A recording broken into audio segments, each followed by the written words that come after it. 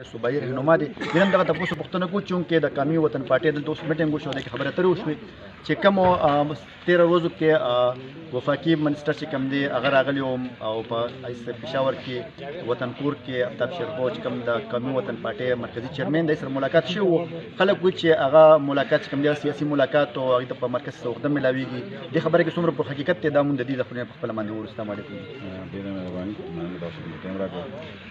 چې کله منسټر صاحب راغلی و نو هغه ټول تاسو ته د صوبې د خلاف په صوبې په دغه او خرابې ګډوډ دي یو چې کوم خلک زموږ محافظان دي د محمد حسین سره هغه سپیشل دی په بل لپاره راغلی و د صوبې